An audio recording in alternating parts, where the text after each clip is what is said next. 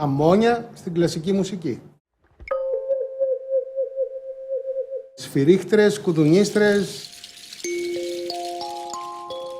ταψιά και κομπολόγια και κουτάλια. Είναι αυτό το πρωτόγονο, η αρχή, η δημιουργία για τον άνθρωπο και για τη μουσική.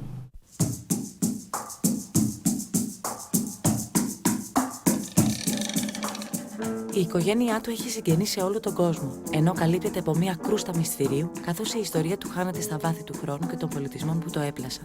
Το δέρμα του ποικίλει σε σχήμα και χρώμα, το σώμα του είναι γερό, ανθεκτικό και άκαμπτο. Αν και η φωνή του είναι συνήθως δυνατή, αλλάζει ανάλογα με τη διάθεση και την περίσταση. Παρότι επιμένουμε να το χτυπάμε, η απάντησή του είναι ρυθμική και μελωδική, ξεσηκώνοντας κρυμμένα συναισθήματα ή συντονίζοντας το σώμα μας σαν ένας μάγος που μας καλεί σε μια εκστατική τελετουργία. Κρουστά.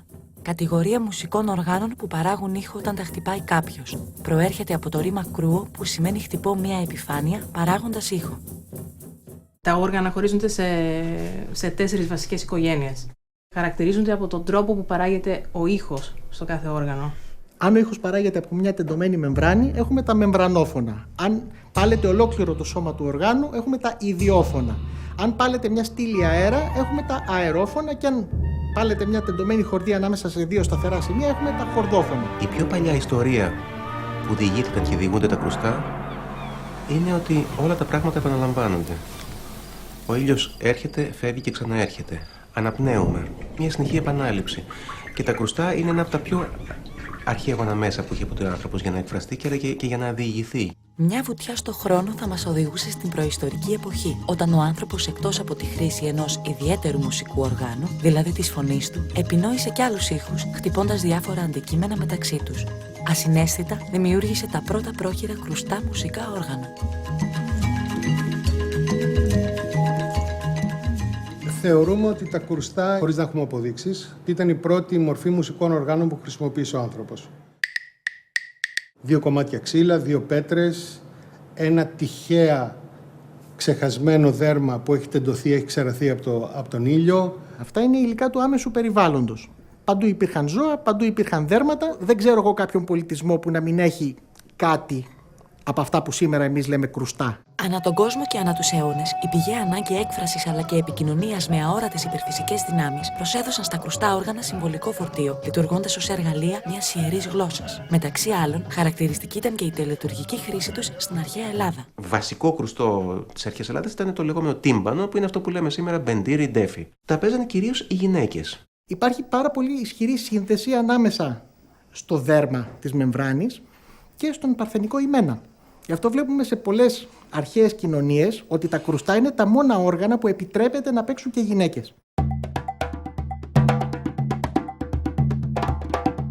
Και καθώς τα κρουστά εξελίσσονταν διαρκώς, χρησιμοποιούνταν για να μεταφέρουν ηχητικά διάφορα κωδικοποιημένα μηνύματα, αλλά και για να εμψυχώνουν τους πολεμιστές πριν τη μάχη. Τα όργανα μάλλον τα οποία έδιναν παλμό και θάρρος στους πολεμιστές ήταν το νταούλι και ο ζουρνάς. Γιατί ακόμα και τα τύμπανοι, κατά μία άποψη, προέρχονται από ασιατικά όργανα, από τα κουντούμ που είχαν οι Τάταροι πάνω στα άλογα. Τα μακρινά ταξίδια, οι εξερευνήσεις και η απεικιοκρατία άλλαξαν το χάρτη του κόσμου και ανακαλύφθηκαν άγνωστοι ως τότε πολιτισμοί. Οι κατακτητές είχαν μεν τη δύναμη των όπλων, αλλά οι κατακτημένοι είχαν συχνά τη δύναμη της μουσικής παράδοσης. Ξέρουμε ότι όταν η αφρικάνικη μουσική μέσω του δουλεμπόριου συναντήθηκε με την ισπανική μουσική στην Κούβα, δημιούργησε την αφροκουβανέζικη σχολή. Ξέρουμε ότι όταν η αφρικάνικη ρυθμολογία συναντήθηκε με την πορτογαλέζικη αρμονία, δημιούργησε την αφροβραζιλιάνικη σχολή.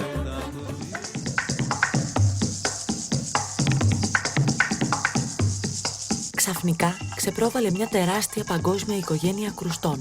Η μουσική δομήθηκε ως μια τέχνη με αυστηρούς κανόνες και παρτιτούρες. Ωστόσο, τα κρουστά συμπεριλήφθηκαν σε ορχιστρικά σχήματα μόλις τον 18ο αιώνα. Και αυτό χάρη στον δημιουργικό πειραματισμό που τόλμησαν διάφοροι συνθέτες, μεταξύ άλλων ο Μπετόβεν, ο Χάιντεν και ο Στραβίνσκι.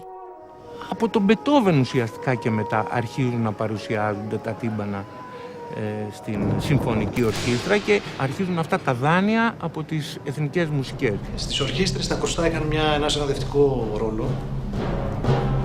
Κράτουσαν το ρυθμό, συνόδευαν την ορχήστρα, ήταν η βάση της ορχήστρας. Με τον ίδιο τρόπο λοιπόν Από τις στρατιωτικές της μπάντες μπαίνει και το ταμπούρο στη συμφωνική ορχήστρα και έχουμε τα δύο βασικά όργανα. Ανοίγοντας τα μουσικά σύνορα, τα στοιχεία της μίας κουλτούρας γίνονταν δάνεια της άλλης, ενώ οι κοινωνικές συνθήκες και τα πολιτικά γεγονότα δημιουργούσαν νέους ρυθμούς, μουσικά σχήματα και δημοφιλείς χορούς. Έχουν πια φτάσει να είναι και σολιστικά μέσα και να έχουν ένα πιο σολιστικό ρόλο στην ορχήστρα. Η αυλαία του 20ου αιώνα άνοιξε με μουσικούς αυτοσχεδιασμούς και πολυρυθμία. Χαρακτηριστικά, η swing jazz μουσική, ξεκινώντας από την Αμερική, ξεσήκωσε ενθουσιασμό και πάντρεψε αρμονικά διάφορα μουσικά όργανα, διατηρώντας πάντα ως σταθερή ρυθμική ραχοκοκαλιά τα κρουστά. Στο swing το τέλη 30 παίζανε μπάντες και ο κόσμος είχε πώς το λένε, πίστα και χορεύανε. Δηλαδή ήταν για το λαό.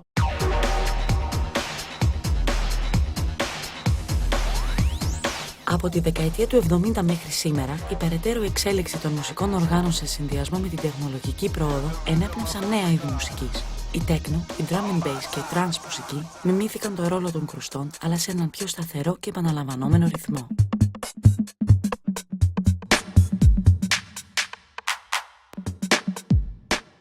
Τέλη του 70 άρχισαν να δημιουργούνται διάφορα synthesizer και διάφορες γεννήτριες ήχων που προσπαθούν να μιμηθούν τα drums.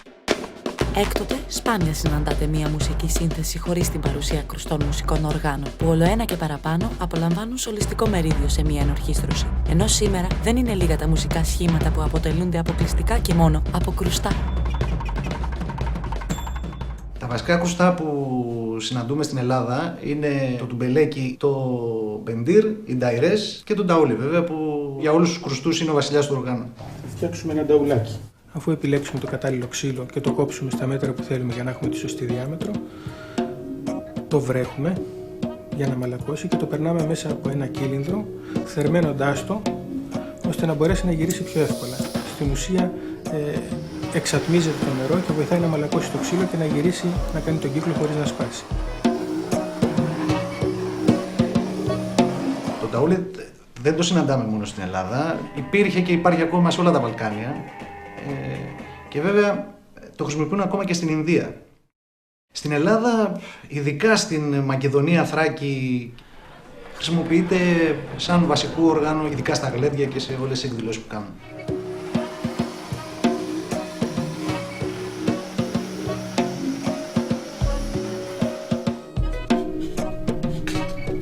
Είναι μασίφ ξύλο, φτιάξουμε ένα ταϊρέ και εδώ έχουμε ένα καλούπι που θα το βάλουμε μέσα γιατί θα κάνουμε δύο στρώσεις. Σημαδεύουμε το ξύλο. Ο ταϊρές μπορεί να γίνει με διάφορους τρόπους και από διάφορα υλικά. Τώρα το συγκεκριμένο είναι από οξιά και από δύο στρώσεις ξύλου που είναι γύρω στα 4 χιλιοστά το καθένα.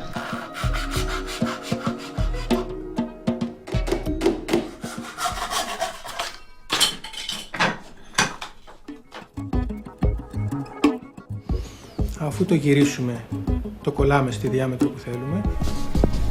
Ετοιμάζουμε την κόλλα μας.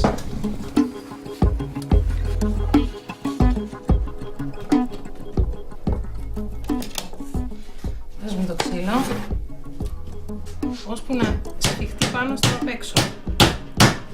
Για να έρθει σε επαφή σε όλη την επιφάνεια με το μέσα ξύλο. Βάζουμε και εδώ ένα σφιχτήρα να κρατήσει τη σφίνα. Αυτό πρέπει να μείνει τουλάχιστον 6 ώρες. Περιμένουμε να τραβήξει κόλλα. Να αναφέρω και κάτι άλλο. Δεν είναι μόνο από ξύλο και δέρμα. Υπάρχουν όργανα που είναι φτιαγμένα, ειδικά τα τουμπελέκια, από πυλό και δέρμα. Πυλός, ο καλύτερος που βρέθηκε, είναι ο ελληνικός. Οι προσμίξεις του είναι τέτοιες που δίνουν πολύ καλή ακουστική στα όργανα.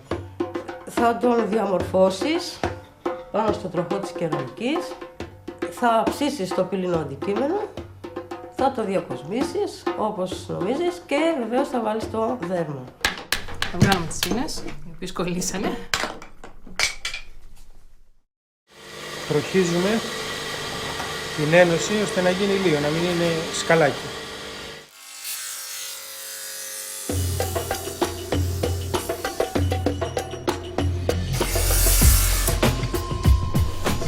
Και έχουμε εδώ αυτό το κενό που θα το καθαρίσουμε και θα βάλουμε μέσα ένα ξύλο.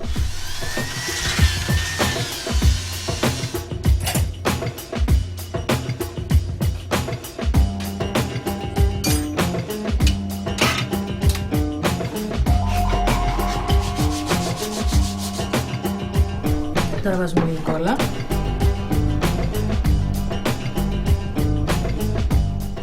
Και κατόπιν του περνάμε εσωτερικά στεφάνια ενίσχυσης. Αυτά προσφέρουν μια σταθερότητα στο όργανο. Μπορούμε να χρησιμοποιήσουμε οτιδήποτε ξύλο. Απλά αυτό είναι ένα ξύλο που είναι εύπλαστο και έχει μουσικότητα, δηλαδή βγάζει καλό ήχο.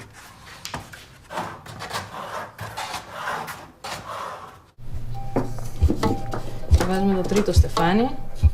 Θα δημιουργήσει την επιφάνεια πάνω στην οποία θα πατάει το δέρμα. Κατόπιν το βάφουμε, το περνάμε βερνίκι, ό,τι θέλουμε από τα δύο. Και μετά μένει να κάνουμε κάποιες κούρβες που χρειάζεται εδώ για να πάλετε το δέρμα καλύτερα. Το φέρνουμε αυτό σε ένα επίπεδο.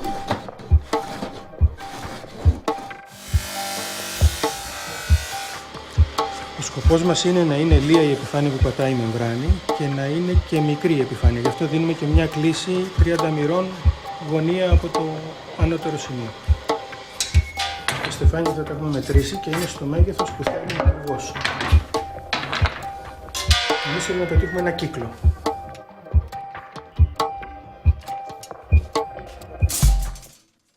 Κάνουμε μια τρύπα εκτόνωσης. Η τρύπα εκτόνωσης χρειάζεται γιατί όταν χτυπάς τη μεμβράνη, πάλεται. Όταν πάλεται, συμπιέζει το ύφος εσωτερικά. Πρέπει να έχει κάπου να βγει, αλλιώς υπάρχει πιθανότητα να σπάσει η άλλη μεμβράνη. Έχουμε κόψει και εδώ για το χέρι μία εγκοπή για να μπαίνει το χέρι και να φτάνει κοντά στο δέρμα, γιατί παίζουμε και με αυτά τα δάχτυλα.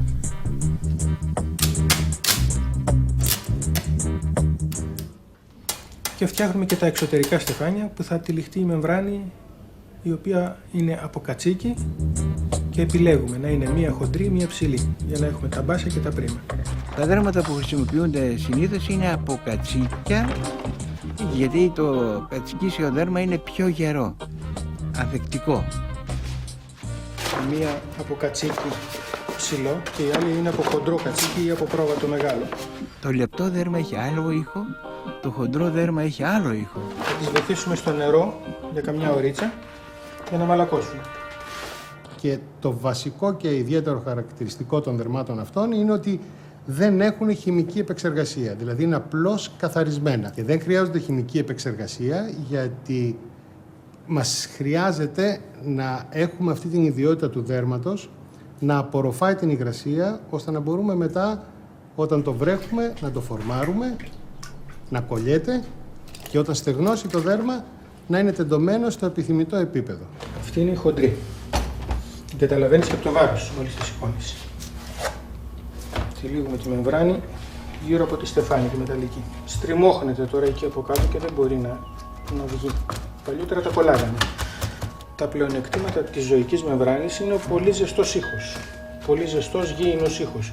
Ενώ της συνθετικής μεμβράνης είναι η αξιοπιστία. Αυτό έχει το κακό ότι επηρεάζεται από την υγρασία και κάποια στιγμή που θέλεις να παίξεις όταν έχει υγρασία μπορεί να είναι ξεκούρδιστο και να προσπαθείς διαρκώς να το κουρδίσεις. Ενώ η συνθετική μεμβράνη, αν την κουρδίσεις, παραμένει κουρδισμένη. Αλλά ο τέλειος ήχος είναι από ένα καλοκουρδισμένο τύμπανο που έχει ζωική μεμβράνη. Δεν υπάρχει ένας απόλυτος τρόπος που μπορώ να περιγράψω το πόσο θα το τεντώσεις. Δηλαδή πρέπει να μάθει το χέρι σου. Τώρα θα αρχίσουμε το κάρφωμα, αντικριστά.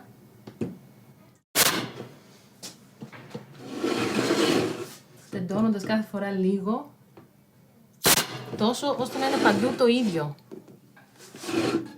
Υπάρχουν όργανα που είναι φτιαγμένα, ειδικά τα τουμπελέκια, που το δέρμα το συγκεκριμένο είναι είτε από σαλάχι είτε από στομάχι ειρήνας. Η ειρήνα είναι ένα μεγάλο ψάρι που χρησιμοποιούσαν το στομάχι, φανταστείτε, του ψαριού. Για να μπορούμε να τεντώσουμε το δέρμα, πρέπει κάπου να υπάρχει αντίσταση.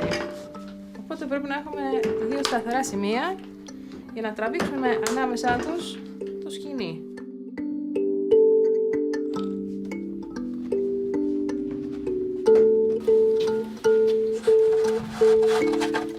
Με ένα σουβλί τρυπάμε το δέρμα, πολύ κοντά στο στεφάνι.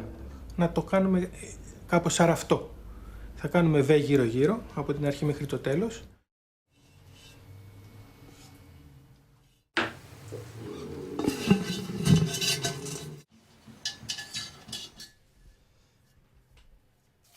Και αφού μονταριστεί το ταούλι, θα περάσουμε άλλο ένα σκοινί με το οποίο θα κουρδίσει τον ταούλι.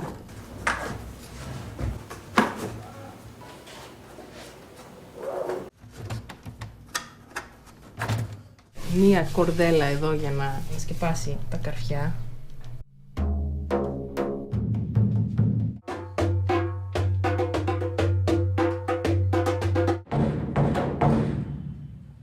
Παντού θα συναντήσεις όργανα με αυτά τα χαρακτηριστικά. Αυτό που αλλάζει είναι το σουλούπι και η ονομασία φυσικά και εννοείται οι τεχνικές παίξήματος, για να μην μιλήσουμε για το νόημα. Για παράδειγμα, το τουμπελέκι σε 27 χώρες έχει 49 διαφορετικές ονομασίες. Ταραμπούκα, τάμπλα, τουμπελέκ, ντερμπούκα, τέπελ, τομπάκ, ταραμπάνο, ζερμπάγκαλι, τουμπάκ, κίπι, τορμπάκελ, κρόγκ. Απίθανος κόσμος οργάνων. Το τουμπελέκι, οι νταϊρέδες που είναι πολλοί, το νταούλι, Το ντέφι. Το talking drum, οι στάμνες, τα ούντου, Τα τζέμπε, Την Αιγυπτιακή τάμπλα που είναι περίπου σαν το τουμπελέκι. το τριγωνάκι είναι ένα μουσικό όργανο, ιδιόφωνο, κύμβαλα. Το ταμπούρο, τα ξυλόφωνα, Τα τύμπανη, η τάικο που συναντάμε στην Ιαπωνία, η τάμπλα, η Ινδική, γκόγκας, τα σέικερ, Το ξύλο της βροχής, μπεριμπάου.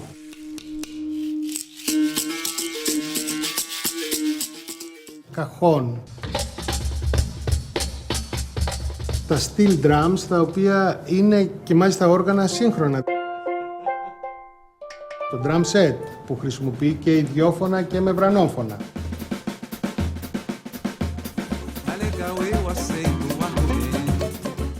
Είναι μερικοί που τα έχουν καταφέρει πραγματικά να κάνουν ολόκληρη ορχήστρα πάνω σε ένα όργανο.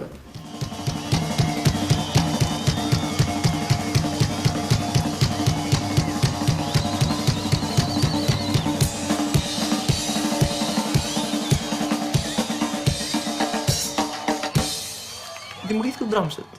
Αλλά ήταν από πράγματα που προϋπήρχαν. Δεν ήρθε κάποιος να πει «Α, θα δημιουργήσω κάποια κρουστά». Αυτά υπήρχαν τα κρουστά όλα παλιά. Επίσημα, ίσως είναι η πρώτη γνωστή φορά που οργανωμένα δημιουργήθηκε ένα όργανο το οποίο αποτελείται από πολλά όργανα. Και ένα όργανο το οποίο μπορούσε να συνδυάσει ανά πάσα στιγμή πολλές συχνότητες και να έχει έναν πολύ γεμάτο και πλήρη ήχο. και εξελίχθηκε περνώντας τα χρόνια σε ένα πολυόργανο και με πολλές τεχνικές και πάρα πολύ μεγάλη ανεξαρτησία στην τεχνική του.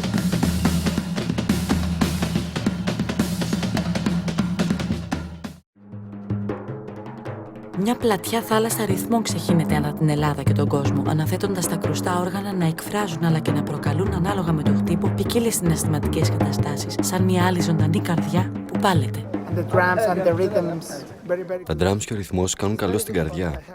Ο ρυθμός που έχει να κάνει και με την αναπνοή μας, με το ανθρώπινο σώμα, με την καρδιά μας, ακόμα και με αυτό που μιλήσαμε πριν, με το τύμπανο το οποίο υπάρχει μέσα στο αυτί, υπάρχει ένας παλμός.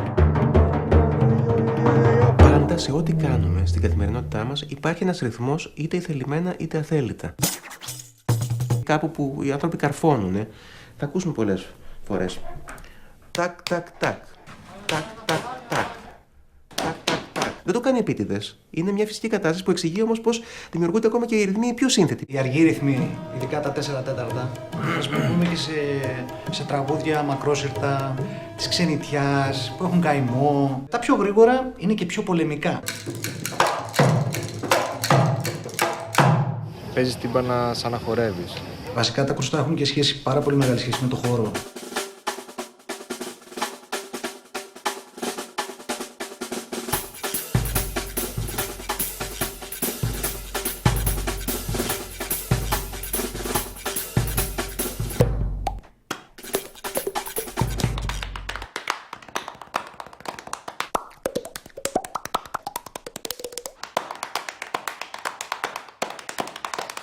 Toma, en un abrazo. Και όσο περίεργο και αν ακούγεται, τα κρουστά μιλάνε μια δική τους ιδιαίτερη προφορική γλώσσα, η οποία μεταφράζεται σε ρυθμό, ένταση, συντονισμό. Το μπάσο χτύπημα είναι το ντουμ. Το πρίμο χτύπημα είναι το τεκ. Κυρίως στην Ινδία, είναι το κλασικό παράδειγμα, υπάρχει ολόκληρος κώδικας για να κωδικοποιήσεις τα χτυπήματα και τους ρυθμούς. Τέρα και τετά, ντιν. Ναι.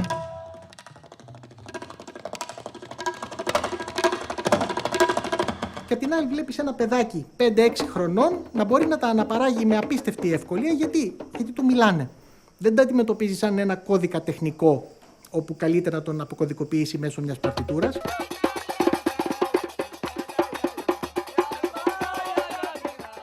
Τα κρουστά δεν είναι μόνο ρυθμός, είναι και ηχόχρωμα. Προσφέρει ατμόσφαιρα, προσφέρει διαφορετικές συχνότητες, προσφέρει ποικιλία ήχων. Η χρήση των κρουστών δεν περιορίζεται στο ρυθμικό συντονισμό, καθώς ανέκαθεν πρωτοστατούσαν σε πλήθος δρόμενων, παραδόσεων και θρησκευτικών τελετών ως μέσο αναζήτησης μιας βαθύτερης αλήθειας. Σε μια κατανοητική τελετουργία χορού, ρυθμικής έκφρασης ή και εκτόνωσης, οι συμμετέχοντες απαρνούνται για λίγο τους κανόνες της πραγματικότητας και εξορκίζουν κάθε κακό. Αυτός ο θόρυβος πάβει πια να είναι ένα απλό μουσικό ερέθισμα. Δεν απευθύνεται πλέον μόνο στο αυτί. Είναι κάτι που σου συντονίζει τα σωθικά και είναι κάτι που σου περνάει θέλοντας και μη και στο μυαλό. Ήτανε κομμάτια τελετουργιών κάπου, ήταν κομμάτι της λατρείας και της προσπάθειας των ανθρώπων να επικοινωνήσουν με τις δυνάμεις που δεν καταλαβαίναν πολύ αλλά και φοβόντουσαν λίγο.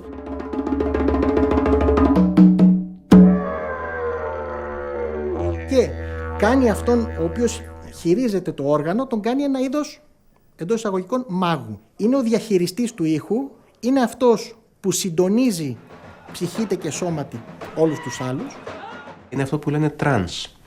Η μεταφορά μας λέει σε μια άλλη κατάσταση που υπηρετείται με την επανάληψη. Όποιος δεν τα δει αυτά, όποιος δεν μπει μέσα στον κύκλο, όποιος δεν αφαιθεί και όποιος δεν αφήσει τον ήχο αυτών των οργάνων να τον συνεπάρει, να τον συντονίσει, δεν μπορεί να μιλάει για αυτά τα όργανα. Μπορεί απλά να τα περιγράψει. Μετά τη σιωπή, ο ήχος. Κρουστός, καθαρός, εκφραστικός. Μαγνητίζει το σώμα προστάζοντάς του να κινηθεί στο ρυθμό του και να εκφράσει σαν μια άλλη κρυφή φωνή μια ιστορία που δεν έχει ούτε αρχή ούτε τέλος. Μονάχα διαρκή εξέλιξη και επαναφορά, όπως η ίδια η ζωή. Η μαγεία σε αυτά τα όργανα για μένα είναι ότι δεν είναι ότι αναβίωσαν κάτι και μείνανε στο μουσείο. Είναι ότι συνεχώς εξελίσσονται. Και η μαγεία είναι ότι η εξέλιξη αυτών των μουσικών οργάνων είναι και η εξέλιξη στη μουσική. Γιατί μπορεί να βρισκόμαστε σε ένα σταυροδρόμι μιας μεγαλούπολης, με τα προβλήματα που έχει μια αστική περιοχή όπως της Αθήνας. Με τις παραξενιές που έχουμε αποκτήσει εμείς οι άνθρωποι, γιατί δεν ζήσαμε στη φύση για διάφορους λόγους. Αλλά παρόλα αυτά βλέπεις αυτή τη μαγεία ακόμα και τώρα να σε συνεπέρνει. Το θέμα είναι πόσο εσύ αφήνεσαι σε αυτόν τον ήχο. Το πόσο αφήνεσαι να συντονιστείς.